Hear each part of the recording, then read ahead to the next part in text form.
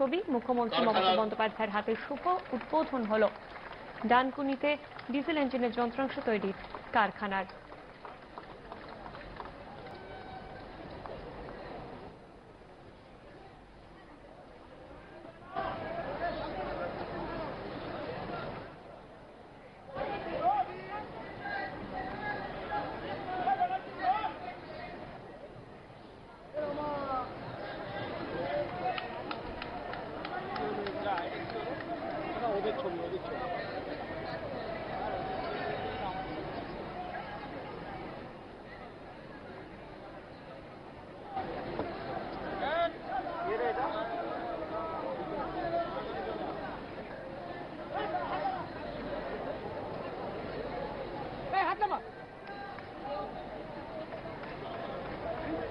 মুখ্যমন্ত্রী মমতা বন্দ্যোপাধ্যায় রয়েছেন, অনুষ্ঠান মঞ্চে রয়েছেন রেলমন্ত্রী মুকুল রায় এবং সাংসদ কল্যাণ বন্দ্যোপাধ্যায়।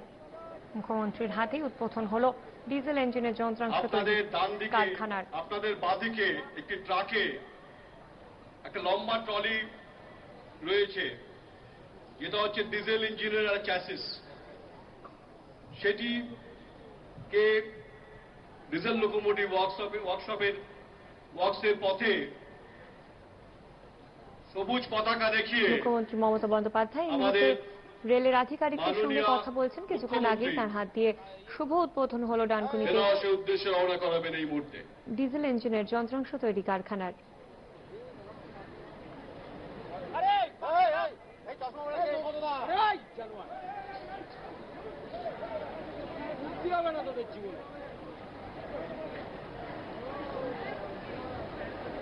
পতাকা নাড়িয়ে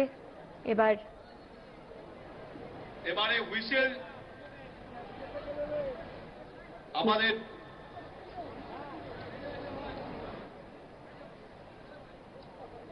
মুখ্যমন্ত্রী মমতা বন্দ্যোপাধ্যায় এবার পতাকা নাড়িয়ে যেরকম এই যন্ত্রাংশ তৈরির কারখানার উদ্বোধন করবেন, একই সঙ্গে যে বৈদ্যুতিন ইঞ্জিনের যন্ত্রাংশ তৈরির কারখানা রয়েছে তারও শুভ সূচনা করবেন। এবারে আমাদের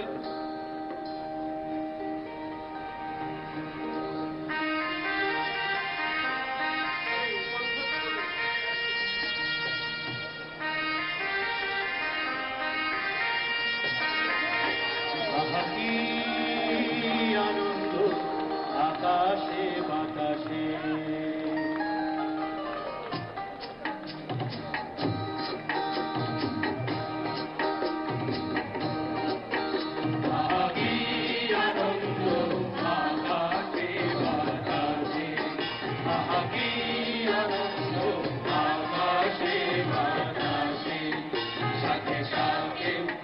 পাখি ডাকে কত শোভা চারিপাশে, সাথে সাথে পাখি ডাকে কত শোভা চারিপাশে।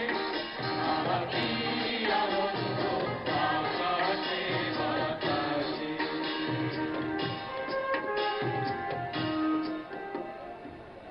আহা কি আনন্দ আকাশে বাতাসে।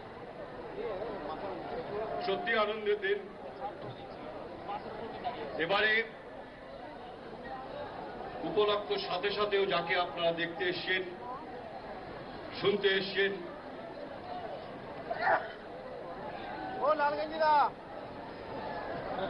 একটু শান্ত হয়ে বসুন। এবারে আপনারা মাননীয় মুখ্যমন্ত্রী মমতা ব্যানার্জির থেকেই মমতা বন্দ্যোপাধ্যায়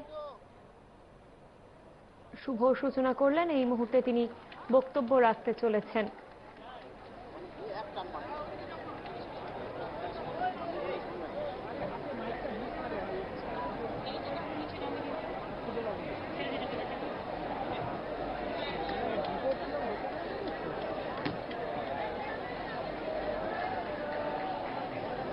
উপস্থিত আমাদের রেলমন্ত্রী মুকুল রায়, রেলওয়ে বোর্ডের chairman mister Mittalji, member engineering mister AP Mishra, member electrical Kulbhushan ji, member traffic Vastav ji, Srivastava ji, GM MM Mr. Keshav Chandra ji, Eastern Railway GM Mr. Agarwal ji, South Eastern GM Mr. Bharma ji, RPF IG Mr. Shao, Mr. Singh, SP Hooghly Tanmoy এবং আমাদের district magistrate CPR Ranganathan. আমাদের এখানে উপস্থিত আছেন সাংসদ কল্যাণ ব্যানার্জি এবং doctor Ratna Nath, আছেন রাজ্যের মন্ত্রী রবীন্দ্রনাথ ভট্টাচার্য। আমাদের এখানে উপস্থিত আছেন MLA-দের মধ্যে স্নেহাশিস চক্রবর্তী, অসীম মাঝি বলাগড়ের MLA, বেচারাম মান্না MLA আমাদের সিঙ্গুর এবং হরিপালের মধ্যবর্তী, রাজীব ব্যানার্জি, তপন দাশগুপ্ত, পারভেজ ইকবাল, অসীমা পাত্র, তপন মজুমদার, সুদীপ্ত রায়, স্বাতী খন্দেকার সহ সমস্ত বিধায়করাও আছেন আরো অনেকে, অনেক অফিসার্সরা সহ, বিশিষ্ট অতিথিবৃন্দরা সহ, DRM পার্থ সহ, কালচারাল টিম সহ, প্রেস মিডিয়া সহ এখানে যারা এই কাজটি সমাপন করেছেন সেই সমস্ত ইঞ্জিনিয়ার অফিসাররা এবং সমবেত অগণিত আমার মা ভাই ও বোনেরা, আমি আপনাদের আজকে শুভ দিনে আমি ভারতীয় রেলকে অভিনন্দন জানাচ্ছি আমাদের সকলের পক্ষ থেকে।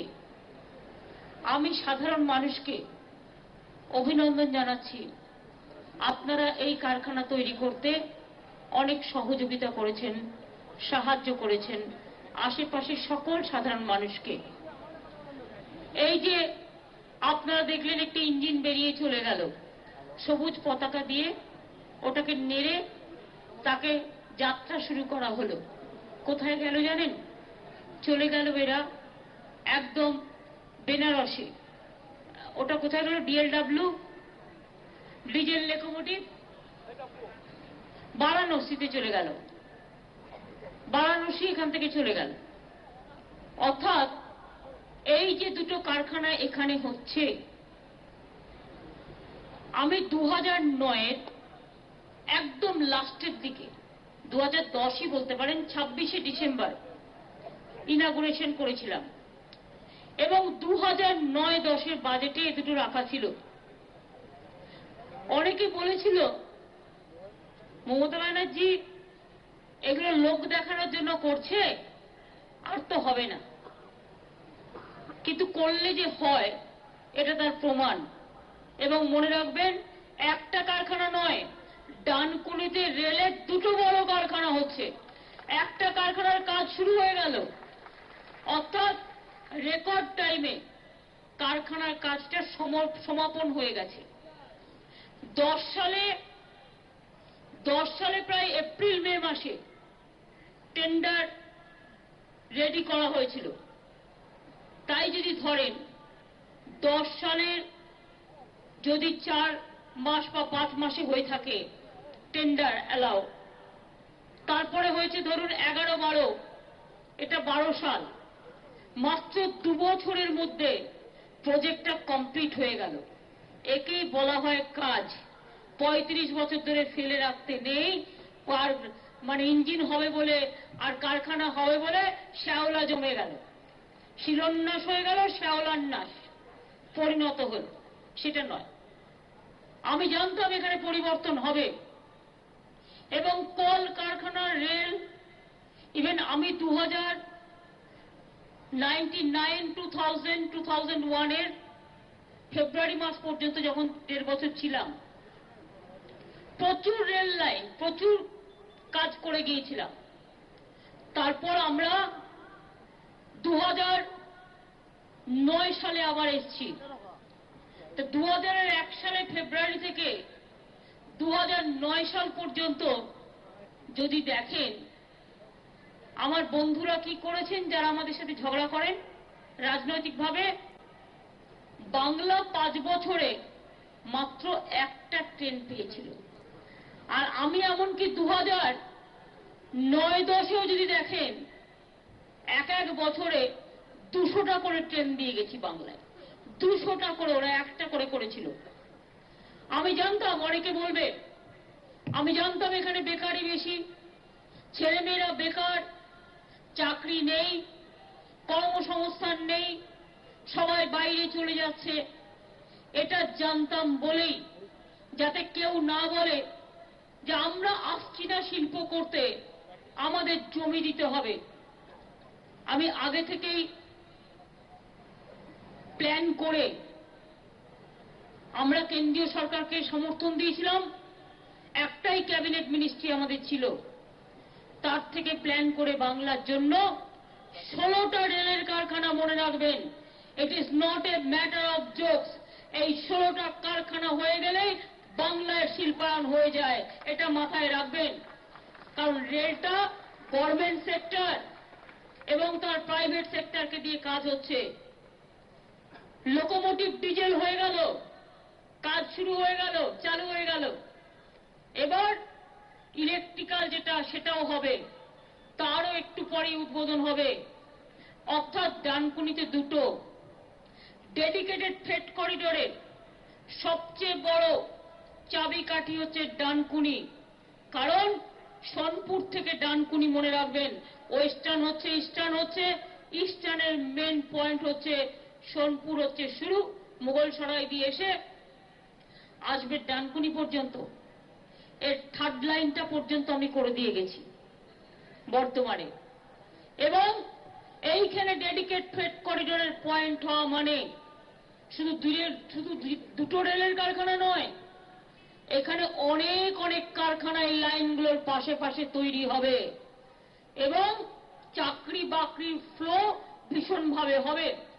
ডানকুনিতে হবে, আসানসোলে হবে, বর্ধমানে হবে, হুগলি দিয়ে পুরো হবে, হাওড়া, হুগলি, বর্ধমান, বীরভূম, সকলেই বেনিফিটগুলো পাবে। আর শুধু 2টো কারখানা ডানকুনিতে নয়, ডানকুনিতে 2টো। আমি সাকরাইলেও করতে চেয়েছিলাম, এখানে যেমন 6 মাস দেরি করে দিয়েছিল একটা কোর্টে কেস করে, রোজ পতাকা পুঁতে দিয়ে চলে যেত, মনে আছে? ডানকুনিতে এই কারখানা করবার আগে রোজ পতাকা পুঁতে দিয়ে চলে যেত সিপিএম এর কিছু লোকজন। এমনকি আমি ভুলে যাইনি, ডিআরএম ছিল তখনও পার্থর বিরুদ্ধেও এফআইআর করা হয়েছিল, তাই তো? এফআইআর পর্যন্ত করা হয়েছিল যে কারখানা করা যাবে না। সেই অবস্থা থেকে এই জায়গায় চলে এসছে। শুনুন, ইতিহাস পড়ে থাকে, বর্তমান কথা কয়, ভবিষ্যৎ কথা কয়, মাথায় রাখবেন। ডানকুনিতে যেমন 2টো কারখানা হচ্ছে, 2টো কারখানা হচ্ছে বজবজে, তারও কমপ্লিট হয়ে যাবে 12-র মধ্যে। কারখানা নপাড়ায় মেট্রো রেলের মিড রিহ্যাবিলিটেশন সেন্টার দিয়েছিলাম, সেটাও রেডি হয়ে গেছে। অর্থাৎ এটা হয়ে গেল, ওটাও হয়ে গেছে। বজবজের 2টো কারখানা 12-র লাস্টের দিকে হয়ে যাবে। কাঁচরাপাড়ায় 1000 কোটি টাকার মতো টাকা বিরাট রেলের ফ্যাক্টরি হচ্ছে। হলদিয়াতে ডিএমইউ কোচ ফ্যাক্টরি হচ্ছে, মনে রাখবেন, এগুলো সব করে দিয়ে যাওয়া। উত্তরবঙ্গের শিলিগুড়িতে বড় অ্যাক্সেল ফ্যাক্টরি হচ্ছে, মনে রাখবেন। এইভাবে কুচবিহারে ব্রডব্যান্ড যে ইন্ডাস্ট্রি, সেটা তৈরি হবে, তার সমস্ত কিছু করে দেওয়া আছে। বুনিয়াদপুরে ওয়াগান ইন্ডাস্ট্রি হচ্ছে। ওদিকে চলে যান আমাদের হলদিয়াতে ওয়াগান ইন্ডাস্ট্রি প্রায় কমপ্লিট হওয়ার মুখে। ওদিকে জেলিংহাম রেল এবং সেল দুজনে মিলে করছে জেলিংহামে ইন্ডাস্ট্রিয়াল পার্ক। ওখানেও প্রচুর ছেলে মেয়ের কাজকর্ম হবে। শুধু তাই নয়, পরশুদিন সেলের চেয়ারম্যান আমার কাছে এসেছিলেন। দুর্গাপুর আপনারা জানেন, খুব বিখ্যাত জায়গা ইন্ডাস্ট্রিয়ালাইজেশনের জন্য। সেলের চেয়ারম্যান বললেন, আমার তো 21,000 কোটি টাকার প্রজেক্ট পাইপ লাইনে আছে, আমরা দুর্গাপুরে আরেকটা কারখানা করছি আপনাদের সহযোগিতায়। আমি বললাম, কি কারখানা? বলল আমরা একটা আয়রন ওরের নাগিট কারখানা করছি। সারা পৃথিবীর মধ্যে মাত্র একটা আছে মাত্র, এবং দ্বিতীয় বৃহত্তম পৃথিবীর মধ্যে যে কারখানাটা হবে সেটা দুর্গাপুরে হবে, এবং এর জন্য ৭৫,০০০ ছেলে মেয়ের চাকরি হবে এবং ২১,০০০ কোটি টাকার বিনিয়োগ হবে। এছাড়াও ইসকো মডার্নাইজেশন, সেল রেলের ওয়াগন ইন্ডাস্ট্রিগুলো আছে। এছাড়াও মনে রাখবেন, আমি রেলে থাকাকালীন আমরা একটা পাওয়ার প্রজেক্ট দিয়েছিলাম এনটিপিসি কে দিয়ে রেল থেকে। সেটা হচ্ছে আনারাতে একটা রেলের কারখানাও হচ্ছে, কিন্তু একটা পাওয়ার প্রজেক্ট করছি, সেটা হচ্ছে প্রায় ৮,৫০০ কোটি টাকা বিনিয়োগ করে সেখানে ৫০০ মেগাওয়াট পাওয়ার তৈরি হবে, অর্থাৎ পাওয়ার তৈরির কারখানা পর্যন্ত বাংলায় করে দিয়েছি। আমি জানতাম সিপিএম যাবে, কিন্তু এখানকার ভবিষ্যৎ গড়তে হবে, ওই মরা কাঠামোর মধ্যে দিয়ে হবে না। ২,০৩,০০০ কোটি টাকা দেনা আর ২২,০০০ কোটি টাকা দিতে হচ্ছে শুধু সুদের জন্য। ২১,০০০ কোটি টাকা ইনকাম হলে ২২,০০০ কোটি টাকা দেনা শোধ করতে হচ্ছে। পয়সা নেই, একটা পয়সা নেই, তার মধ্যে দাঁড়িয়ে আমরা কাজ করছি। জেনে রাখবেন, আজ পর্যন্ত কোনো পয়সা আমরা পাইনি। ১ বছর হয়ে গেল, তা সত্ত্বেও অনেক কষ্ট করেই আমরা কাজ করছি, কিন্তু কাউকে বুঝতে দিইনি। কিষাণ ক্রেডিট কার্ড হয়েছে, এর জন্য তো আটকায়নি। ৭ লক্ষ কিষাণকে কিষাণ ক্রেডিট কার্ড করে দিয়েছি। জমির ফসল নষ্ট হয়ে গেলে, বন্যায় ডুবে গেলে আপনি কেন লোকের কাছে ভিক্ষে করবেন? গভর্নমেন্ট নিজে পয়সা দিচ্ছে, আমরা নিজেরা পয়সা দিয়ে ক্রপ ইন্স্যুরেন্স করে দিচ্ছি, অর্থাৎ ইন্স্যুরেন্সের টাকাও চাষিদের দিতে হবে না, সেই টাকাও আমরা দিয়ে দিচ্ছি। এবং কিষাণ ক্রেডিট কার্ড যাদের দিচ্ছি, মাত্র ৪% ইন্টারেস্টে লোন পাচ্ছে। এই লোন শোধ করে দিলে আবার ৫০,০০০ টাকা লোন পাবে। ১ বছরের মধ্যে ৭ লক্ষ কিষাণ ক্রেডিট কার্ড করে দেওয়া হয়েছে। কাজ করতে জানতে হয়। আপনারা বলুন তো, হুগলিতে একটাই রুট খালি ছিল, তারকেশ্বর বিষ্ণুপুর, হুগলি থেকে বাঁকুড়া, যে রুটটায় রেল নেই। আরামবাগের লোকেরা কখনো রেল দেখেনি,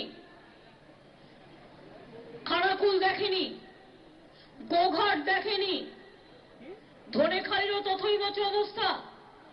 এই অবস্থার মধ্যে দিয়ে জাঙ্গিপাড়া থেকে শুরু করে ওদিকে ফুরফুরা শরীফ নতুন প্রজেক্ট দেওয়া হয়েছে, ডানকুনি থেকে ফুরফুরা শরীফ। এছাড়াও ফুরফুরা শরীফ থেকে ডানকুনি হয়ে সারা ভারতবর্ষে ফুরফুরা শরীফ যুক্ত হয়ে যাবে। তাছাড়াও আরামবাগ, তারকেশ্বর, আমি যখন ছিলাম ৪ কিলোমিটার তারকেশ্বরের লাইন করে দিয়ে গিয়েছিলাম এবং ১৭ কিলোমিটার বিষ্ণুপুর থেকে করে দিয়ে গিয়েছিলাম। আরো ২৮ কিলোমিটার রেডি হয়ে গেছে। আগের সরকার ঠিক মতো করছিল না বলে হয়নি, আমরা রাজ্য সরকার থেকে পুরো সহযোগিতা করে আরো ২৮ কিলোমিটার রেডি করে দিয়েছি। অর্থাৎ আরামবাগ থেকে তারকেশ্বর পর্যন্ত ট্রেন চলবে আগামী ৪ তারিখ থেকে। এটা একটা বড় পাওনা এই জেলার, মনে রাখবেন, এটা বড় পাওনা। যে জায়গায় রেল ছিল না সেই জায়গাগুলোকে যুক্ত করা হলো। বাকি থাকবে একটা ছোট্ট প্যাচ, জয়রামবাটি, কামারপুকুর। ওখানে একটু জমি নিয়ে প্রবলেম আছে, সেটা আমরা শর্ট আউট করে দিয়ে ওটাও চটপট করে আমরা করে দেব, যাতে পুরো এলাকাটা, জয়রামবাটি, কামারপুকুর আমার মায়ের বাড়ি, সবাই দেখতে চায়, সবাই যেতে চায়। তাই ওই প্যাচ আপটাও আমি বলবো ইমিডিয়েট করে, মুকুলকে বলবো ওটাও ইমিডিয়েট করে ওই কাজটাও করে দিলে এই জায়গাটা পুরো কমপ্লিট হয়ে যাবে। ওদিকে ডানকুনি থেকে ফুরফুরা শরীফ যাচ্ছে, তারপরে যখন জয়রামবাটি হয়ে যাবে, আরামবাগ থেকে একটা ট্রেনেই দেওয়া যাবে একদম জাঙ্গিপাড়া, শেওড়াফুলি হয়ে আবার ফুরফুরা শরীফের ওদিকে। জাঙ্গিপাড়াতেও ওদিকটাতেও রেল লাইন নেই। এইগুলো এইভাবে হয়। সুতরাং মনে রাখতে হবে, কাজ করতে জানতে হয়, কাজ করতে জানতে হয়। এই যে সিঙ্গুরে যখন আন্দোলন হলো, আমরা বললাম কিষাণদের আন্দোলন, ওখানে কিষাণ ভিশন হবে। ভারতবর্ষের রেলের প্রথম কিষাণ ভিশন আমি সিঙ্গুরে করে দিয়েছিলাম। কাজ অলরেডি শুরু হয়ে গেছে, তাই তো বেচা, এবং ওখানকার লোকজনেরাই কাজকর্ম করছে। এবং আপনাদের আমি আবার বলি, এইভাবে একদিকে রেল, একদিকে সেল, একদিকে কোল, একদিকে government of West Bengal the industry, টোটালটা হবে। সিঙ্গুরের জমি আপনারা জানেন, আমরা কিন্তু যা কথা দিয়েছিলাম, আমরা কিন্তু জমি অধিগ্রহণ করে নিয়েছি। জমিটা এখন আমাদের হাতেই আছে, কিন্তু কেউ কেউ কোর্টে কেস করেছেন, কেসটা বিচারাধীন আছে। যেদিন হয়ে যাবে সেদিন হয়ে যাবে। ওখানেও আমার প্রস্তাব আছে যে 600 একরে কারখানা হোক আর 400 একর জমি অনিচ্ছুক কৃষকদের ফেরত দেওয়া হোক। যেদিন কেসের বিচার পেয়ে যাব সেদিন কিন্তু আমার পরিকল্পনা আছে ওখানে মেট্রো কোচ ফ্যাক্টরি করবার জন্য অলরেডি রেলের প্রস্তাব এবং সেলের প্রস্তাব পড়ে আছে, অফিসিয়ালি পড়ে আছে প্রস্তাব। তারা করতে চায়, শুধু আমরা ওয়েট করছি কোর্টের জাজমেন্ট পাওয়ার জন্য। এমনকি অনেক গরিব মানুষ, অনিচ্ছুক কৃষক, জমিটা আমরা নিয়ে নিয়েছি, কেউ একটা কোর্টে কেস করেছে বলে কেস হচ্ছে, কেস তো টুডে আর টুমরো সলভ হবে। এবং অনিচ্ছুক কৃষক ও ক্ষেত মজুর যারা খুব গরিব, দীর্ঘদিন ধরে, তাদের জন্য আমাদের সরকার ঘোষণা করেছে যে মে মাস থেকে, 1 মে থেকে আমরা তাদের 1000 টাকা করে দেব পরিবার প্রতি, যতদিন পর্যন্ত কোর্টের কেসটা ফয়সালা না হচ্ছে। অর্থাৎ সেই পরিবারগুলোকে আমরা হেল্প করব। এবং 2 টাকা কিলো করে চাল গরিব মানুষগুলোকে, ক্ষেত মজদুরগুলোকে আমরা দেব। এটা আমরা ইতিমধ্যেই ঘোষণা করেছি। আপনাদের আমি বলি, আমি ইলেকশনের সময় বলেছিলাম 5 বছরে আমরা 10 লক্ষ ছেলে মেয়েদের চাকরি করে দেব। এই 1 বছরের মধ্যেই আমরা কিন্তু 3 লক্ষ সরকারি চাকরির ব্যবস্থা করেছি। 2,85,000 ইতিমধ্যেই সরকারি চাকরি যা প্রসেসে চলছে, কোনোটা ইন্টারভিউ চলছে, কোনোটা বা রিটেন এক্সামিনেশন চলছে, কোনোটা বা অ্যাপ্লিকেশন করেছে বা প্রসেসে চলছে বা করবে আছে। এর মধ্যে 50,000 টিচার নেওয়া হবে, শুধু প্রায় 40,000 পুলিশে লোক নেওয়া হবে। নতুন করে পুলিশ হয়েছে, 65টা মহিলা পুলিশ স্টেশন হচ্ছে বাংলায়, 10টা ইতিমধ্যে চালু হয়ে গেছে, 4টে পুলিশ কমিশনার তৈরি হয়ে গেছে, চালু হয়ে গেছে। জঙ্গলমহলে মুকুল বলছিল 10,000, আমি বলি 10,000 নয়, ওটা 10,700। এটা অলরেডি জঙ্গলমহলের লোকাল ছেলে মেয়েদের পুলিশে নেবার জন্য হোমগার্ড মিলিয়ে অলরেডি তার প্রসেসও হয়ে গেছে, এগুলো চলছে। এই রকম ভাবে জেনে রাখবেন, বাংলায় 40,000 পুলিশেও রিক্রুটমেন্ট হতে যাচ্ছে। 3 লক্ষ চাকরির ব্যবস্থা করে দেওয়া হয়েছে। আগামী দিন অনেক কিষাণ বন্ধু নেওয়া হবে, গ্রিন পুলিশ নেওয়া হবে, এমনকি 3,500 গ্রিন পুলিশ গ্রাম বাংলাতেও নেওয়া হবে, যারা গ্রাম বাংলাকে দেখবে, রক্ষা করবে। আমি আপনাদের আবার বলি, এইরকম টাইপের অনেক কাজ গভর্নমেন্ট হাতে নিচ্ছে। 3 লক্ষ প্রাইভেট সেক্টরেও চাকরি সৃষ্টি করা হয়েছে। অর্থাৎ 1 বছরে 3 লক্ষের মতো গভর্নমেন্ট, 3 লক্ষের মতো প্রাইভেট, প্রায় 6 লক্ষ তৈরি করে দিয়েছি আমরা। আর 1,25,000 আমরা তৈরি করেছি স্মল স্কেল ইন্ডাস্ট্রিতে। আর 100 দিনের কাজে আমরা কাজ দিয়েছি, 15 কোটি কর্মসৃষ্টি করেছি আমরা, 15 কোটি। মনে রাখবেন, কোনোদিন এত ভালো কাজ 100 দিনে হয়নি। আমরা রেকর্ড ছুঁয়েছি ভারতবর্ষের, দিন যা আগে সরকার করতে পারেনি। সবচেয়ে ভালো কাজ হচ্ছে, আগামী দিন আরো হবে। আমি জানি, আমাকে অনেকে বলেছিলেন হাসপাতালের কথা। নতুন করে আগামী 2-3 বছরের মধ্যে পশ্চিমবাংলায় 34টা হাসপাতাল, সমস্ত সাব ডিভিশনে গ্রামে বসেই, সদরে বসেই ট্রিটমেন্টের সুযোগ আপনারা পাবেন। আমার আগের সরকার প্রায় 35 বছরে মাত্র 6টা শিশুদের চিকিৎসার ইউনিট করেছিল, মা শিশু। আমাদের সরকার 1 বছরে 20টা কাজ চালু করে দিয়েছে, 20টা ইউনিট করে, আরো 20টা এই 4-5 মাসের মধ্যে হয়ে যাবে। কাজের গতি দেখতে হবে, কাজের গতি দেখে বুঝতে পারেন যে কাজটা কি।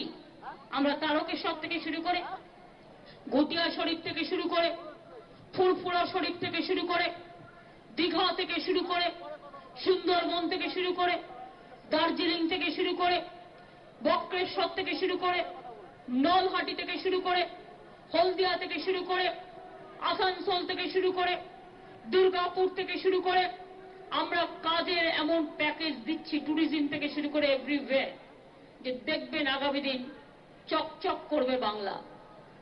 এটা ঠিক, বেকারের সংখ্যা বেশি। আমি পুলিশকে একদিন জিজ্ঞেস করেছিলাম, তারা 2000 একটা জায়গায় কনস্টেবল নিচ্ছিল, তা আমি বললাম এত ভিড় কেন? বলল এখানে বেকার সংখ্যা খুব বেশি, 2000 পোস্টের জন্য অ্যাপ্লাই করা হয়েছে, অ্যাপ্লিকেশন চাওয়া হয়েছে, 16 লক্ষ ছেলে মেয়ে অ্যাপ্লাই করেছে। বুঝুন, তার মানে কি এখানে 1 কোটির ওপর বেকার, চাকরি বাকরি কারো হয়নি। এই অবস্থায় সকলের চাকরি বাকরি পেতে হয়তো সময় লাগবে, কারণ আমরা 10 লক্ষ 15 লক্ষ 20 লক্ষ আমরা অ্যারেঞ্জমেন্ট করেই দেবো। যতগুলো করে দেওয়া হবে এটাও তো সেটেল হয়ে যাবে। কেউ ব্যবসা করবে, যেমন সংখ্যালঘুদের ক্ষেত্রে আগে লোন দেওয়া হয়েছিল স্টাইপেন্ড লোন মিলিয়ে মাত্র 3 লক্ষ, আর 1 বছরে আমরা সংখ্যাটা করেছি 17 লক্ষ। মাথায় রাখবেন, সেলফ এমপ্লয়মেন্টে যারা আছেন তাদের সেলফ হেল্প গ্রুপ তারা 20% সাবসিডি পেত, আমরা আরো 10% বাড়িয়ে দিয়েছি, 30% সাবসিডি পাবে, অর্থাৎ 30% টাকা তাকে দিতেই হবে না ব্যবসা করার জন্য, যারা স্বাবলম্বী হয়ে কাজ করতে চান। এইভাবে অনেক আছে।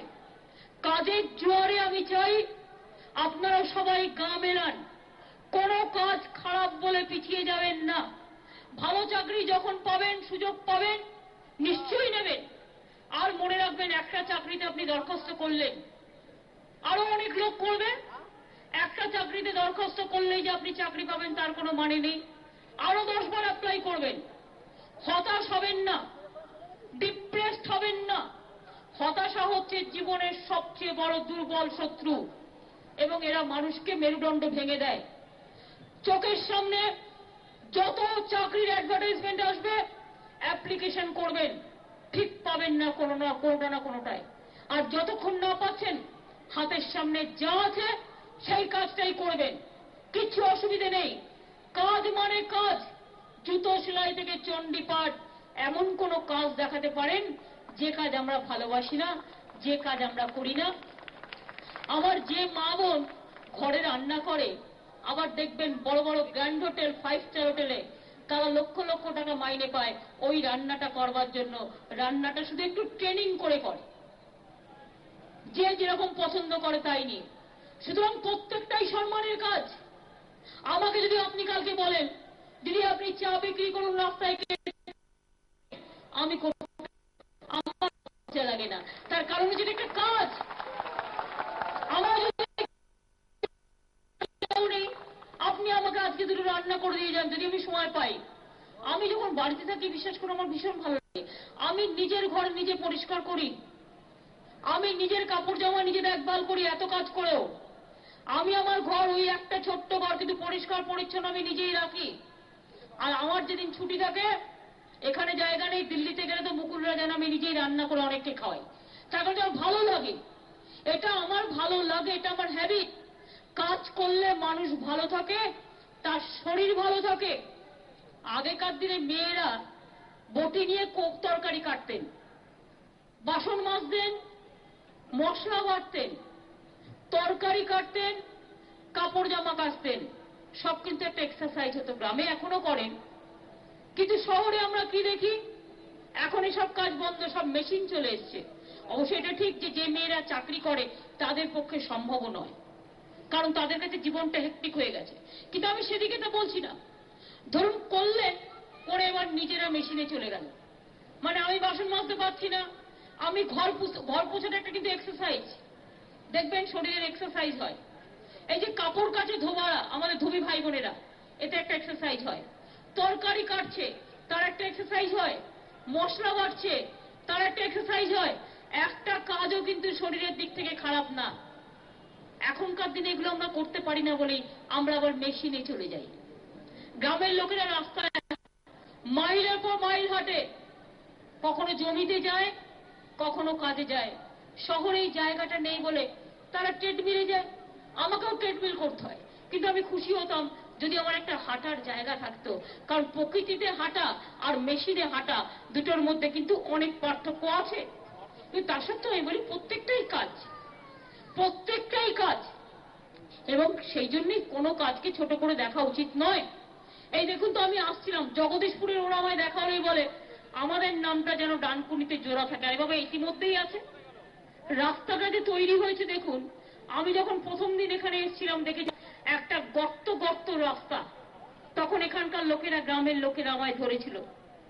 তারপরে দেখুন কত সুন্দর রাস্তা হয়ে গেছে। আমরা তো চাই সুন্দর সুন্দর ভাবে, এছাড়াও কাজের অভাব হবে না আপনাদের আমি বলছি। আমরা ঠিক করেছি 30 কিলোমিটার পর পর রাস্তাতে ইভেন পেয়ার ইউজ টয়লেট হবে, একটা রেস্টুরেন্টের মতো হবে, 7-8 জন মানে 3-4টে করে রুম থাকবে যদি কেউ থাকতে চায়। এইসব করা হচ্ছে এই কারণে যে এগুলো করতে করতে অপরচুনিটি বাড়বে। কোথাও ম্যানুফ্যাকচারিং ইন্ডাস্ট্রি হবে, কোথাও আইটি হাব হবে, কোথাও হুগলিতে তো ইন্ডাস্ট্রি রেলওয়ে থেকে হুগলি যে ইন্ডাস্ট্রি পেয়েছে তার থেকে আগামী দিন ইভেন ডেডিকেটেড ফ্রেট করিডর হচ্ছে ডানকুনিকে ঘিরে। মনে রাখবেন, হুগলিতে ইন্ডাস্ট্রির কোনো অসুবিধে নেই, হাওড়াতেও নেই, হুগলিতেও নেই। হাওড়াতেও জরি হাব থেকে শুরু করে, তাঁতের হাব থেকে শুরু করে ওগুলো আমরা করেছি, আগামী দিনেও করব। তাই আপনাদের বলি, আজকের দিনে এই যে শুভ সূচনা, গতকাল আপনারা জিতেছেন খেলায়, আজকে আমরা ডানকুনিতে রেল তৈরি করবার কারখানা ওপেন করে দিয়ে গেলাম, বাংলার মা মাটি মানুষকে উৎসর্গিত করে। আগামীকাল, আজকে শাহরুখরা আসছে পুরো টিম, যেহেতু কলকাতা নাম ওদের, আর যেদিন প্রথম এসেছিল ওরা সেদিন রাইটার্স এসে তারপরে আমার সাথে মাঠে গিয়েছিল, তাই সেদিন ওরা যেহেতু রাইটার্স থেকে ছুঁয়ে মাঠে গিয়েছিল, আজকে রাতেই ওরা কলকাতায় আসছে, কালকে ওরা আসছে কলকাতায়। আমি আপনাদের বলবো, কোনো টিকিট করা হচ্ছে না, কিন্তু আধ ঘন্টা 1 ঘন্টার জন্যও দরকার হলে সকাল 10টার মধ্যে কোনো টিকিট নেই, কিন্তু হাওড়া হুগলির জন্য একটা আলাদা গেট থাকবে। সকাল সকাল 9:30টার মধ্যে গিয়ে জায়গা নিয়ে নেবেন। ইডেনে কালকে পশ্চিমবঙ্গ সরকার নাইট রাইডার্স টিমকে সম্বর্ধনা দেবে, এবং সাধারণ মানুষ যাদের নিজেরা অনেকে টিকিটের জন্য যেতে পারে না, অনেক সময় ফুল টিম আসছে, অনেক সময় টিকিটের জন্য যেতে পারে না, টিকিট কিনতে পারে না, টিকিট কোথায় পায় তারা জানে না, নানা রকম প্রবলেম আছে। সুতরাং একটু সকাল সকাল যাবেন, একটু রোদ্দুর থাকলে মাথায় একটা করে তোয়ালে নিয়ে যাবেন। একদম প্রোগ্রামটা হবে 11টা থেকে 1টার মধ্যে, সেই জন্য একটু আগে ঢুকতে হবে, কারণ অনেক লাইন হয়ে গেলে ঢুকবেন কি করে, একসাথে হুড়মুড় করা যাবে না। খেলা হলে 17টা গেট করে, অন্য সিস্টেম করে, সেই জন্য নিজেরা একটু তাড়াতাড়ি চলে গিয়ে লাইন দিয়ে সুশৃঙ্খল ভাবে, যারা ইডেনে ঢুকতে পারেন না, যেতে পারেননি, যাবেন, যারা গিয়েছেন তারাও যাবেন, আপনারাও যাবেন, চিন্তা করার কোনো কারণ নেই। 60,000-70,000 অ্যাকোমোডেশন আছে। সুতরাং গিয়ে কালকে সম্বর্ধনা অনুষ্ঠানে আপনারাও থাকবেন শান্তভাবে।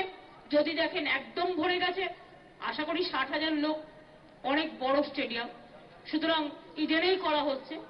সুতরাং যদি দেখেন যে বেশি ভরে গেছে, তাহলে বসবেন আশেপাশে, একটু নিজেদের মধ্যে আন্ডারস্ট্যান্ডিং করে, চিন্তা করার কোনো কারণ নেই। আপনারা সবাই আসবেন, আমন্ত্রণ জানিয়ে গেলাম। কি হুগলি থাকবে তো? হাওড়া জানাবেন। ছোট ছোট ছেলেমেয়েরা খেলা দেখতে খুবই ভালোবাসে, বোনেরাও যাবেন, অসুবিধার কিচ্ছু নেই। আর ভাইরা কিন্তু বোনেদের দায়িত্ব নেবেন, কোনো ধাক্কাধাক্কি নয়, শুধু ধাক্কাধাক্কি করে নয়, বোনেদেরও একটু লাইন দিয়ে যাতে সাথে সাথে ঢুকতে পারে সেটা দেখতে হবে। ঠিক আছে, কালকে আপনাদের সাথে আমার দেখা হবে। আর ভালো থাকবেন। আজকে যে কারখানা চালু হলো, আমি মনে করি এটা একটা বড় পাওনা, এবং আর একটা কারখানা হবে, এছাড়াও এখানে আরো কারখানা হবে। আর আমি নিশ্চয়ই রিকোয়েস্ট করব, টেকনিক্যাল যারা আছেন, টেকনিক্যাল লোকেরা ছাড়া এখানে একটা ইনস্টিটিউটও হবার কথা আছে, লোকাল ছেলে মেয়েদের যেন কাজের সুযোগ থাকে। এটা আমি স্থানীয় ছেলে মেয়েদের যাতে কাজের সুযোগ থাকে, এই জেলার ছেলে মেয়েদের হাওড়া হুগলি মিলে কাজের স্থানীয়, তার একটা সুযোগ করে দেওয়ার জন্য অনুরোধ করব। আস্তে আস্তে ওরা নেবেন নিশ্চয়ই, আপনাদের ছাড়া কাকে নেবে, বাইরের লোক তো আর আসবে না, আপনারাই থাকবেন। সুতরাং এখানে ট্রেনিং ইনস্টিটিউটও হবে, একদম এখান থেকে যারা ট্রেনিং নেবেন তারা সঙ্গে সঙ্গে রেলে চাকরি পাবে। এখানে একটা ইনস্টিটিউটও আমি তৈরি করার প্রপোজাল লিখে দিয়েছিলাম। ট্রেনিং ইনস্টিটিউট তৈরি হচ্ছে, তৈরি হয়ে গেলে যে যে ট্রেনিং নেবেন বেরোলেই সঙ্গে সঙ্গে চাকরি পাবেন, সেই সিস্টেমও করা হচ্ছে। সুতরাং আপনাদের জন্য অনেক সুযোগ আসছে, এই সুযোগ কাজে লাগান। অনেক দূর দূরান্ত থেকে আপনারা এসেছেন, আপনাদের সকলকে ধন্যবাদ, কৃতজ্ঞতা জানাই, আসসালামু আলাইকুম জানাই। আমি রেল পরিবারকে ধন্যবাদ জানাচ্ছি, যে আজকে বিদ্রোহী কবি নজরুল ইসলামের ছবি লাগিয়ে তারা এই প্রোগ্রাম শুরু করেছে, কারণ রবীন্দ্র নজরুল পক্ষ চলছে। এছাড়া নজরুল ইসলামের বাড়িও হচ্ছে চুরুলিয়া, আসানসোল। কিচ্ছু করেনি, কিচ্ছু নেই, তাই নজরুল ইসলামের নামে আমরা আসানসোলে একটা নজরুল বিশ্ববিদ্যালয়ও তৈরি করছি। এটাও একটা বড় পাওনা। এছাড়াও নজরুল ইসলামকে ঘিরে আমরা নজরুল একাডেমি, আমরা গবেষণাগার, আমরা নজরুল ভবন, সেটাও যেমন রবি তীর্থ তৈরি হচ্ছে তাদের জন্য তৈরি হচ্ছে। এই কাজগুলো আমরা করছি এবং করব। আপনারা যেভাবে আজকে এসছেন স্বতঃস্ফূর্তভাবে সমর্থন জানিয়ে গেছেন, আগামী ভবিষ্যতের প্রতি আগামী দিনও আসবেন। আমরা আবার বলি, সকলে এখন কলকাতায় আসবেন, বাংলায় আসবে, কারণ বাংলাই এখন পথ দেখাবে। বাংলা পথ দেখাবে, বাংলা নতুন করে জাগরণের পথ দেখাবে, সংস্কৃতিতে পথ দেখাবে, শিক্ষায় পথ দেখাবে। আর শিল্প প্রায় 95,000 কোটি টাকা অলরেডি বিনিয়োগের প্রপোজাল আছে। সেলের আরো 21,000 কোটি টাকা যুক্ত হলো, রেলের টাকা যুক্ত না করে। আর রেলের কারখানাগুলো হয়ে গেলে কয়েক লক্ষ কোটি টাকার প্রজেক্ট বাংলায় হচ্ছে, ইনভেস্টমেন্ট হচ্ছে। আমার চাষি ভাইরাও আসবে, জমি জোর করে দখল করা হবে না। আমাদের সরকার আছে, গরিব মানুষকে মেরে আমরা কিছু করব না। শিল্পও হাসবে, কৃষকও হাসবে, গ্রাম বাংলাও হাসবে, শহরও হাসবে, মা বোনেরাও শান্তিতে থাকবে। হিন্দু, মুসলমান, শিখ, খ্রিস্টান, শিডিউল কাস্ট, তপশিলি, ওবিসি থেকে শুরু করে তারা সকলে শান্তি থাকবে। মনে রাখবেন, চাকরির বয়স কিন্তু আমরা বাড়িয়ে দিয়েছি, মনে আছে তো? 32 বছর হয়ে যাচ্ছিল নভেম্বর মাসে। আমাদের সরকার 32 থেকে 40 বছর বাড়িয়ে দিয়েছে যারা চাকরিতে দরখাস্ত করবে তাদের জন্য। এটা হচ্ছে general category. Schedule caste, schedule tribe হয়ে যাবে 45 বছর, আর ওবিসি হয়ে যাবে 43 বছর, মানে চাকরিতে দরখাস্ত করবার জন্য বয়স। আর ফিজিক্যালি হ্যান্ডিক্যাপ্টও 43 বছর। আর তাছাড়া পুলিশেরও অনেকটা বয়স বাড়ানো হয়েছে, সেটা ডিটেলস আমি জানলে বলতে পারছি না। সুতরাং এখানে আপনাদের অনেক সুযোগও বেড়েছে। এই সুযোগগুলো নিয়েই আগামী দিন কাজ করুন, ভালো করে বিশ্বাস রাখুন, ভরসা রাখুন। ভারতীয় রেল, সেল, কোল, পশ্চিমবঙ্গ সরকার থেকে শুরু করে আমাদের সব ডিপার্টমেন্ট মামাটি মানুষের প্রতি কাজ করে নিজেদের নিজস্বতা প্রমাণ করবে, বাংলাকে এগিয়ে নিয়ে যাবে। আপনাদের সকলকে জানাই ধন্যবাদ, নমস্কার, জয় হিন্দ, বন্দে মাতরম, খোদা হাফেজ। ইনশাআল্লাহ আমি সাংস্কৃতিক কর্মীদেরও ধন্যবাদ জানাচ্ছি, আমি অ্যাডমিনিস্ট্রেশনকে ধন্যবাদ জানাচ্ছি, প্রেস মিডিয়াকে ধন্যবাদ জানাচ্ছি। সাংস্কৃতিক কর্মী থেকে শুরু করে এখানকার স্থানীয় যারা আছেন, রেলওয়ে ফুল বোর্ড এখানে এসছেন, তাদের সকলকে কনগ্রাচুলেট করছি। এবং railway chairman, under the leadership of railway chairman, all the railway board members and officials are here. Our hearty congratulations to them. এবং রেল মিনিস্টারকে অভিনন্দন জানাচ্ছি আরো ভালো কাজ করবার জন্য, এগিয়ে যাওয়ার জন্য।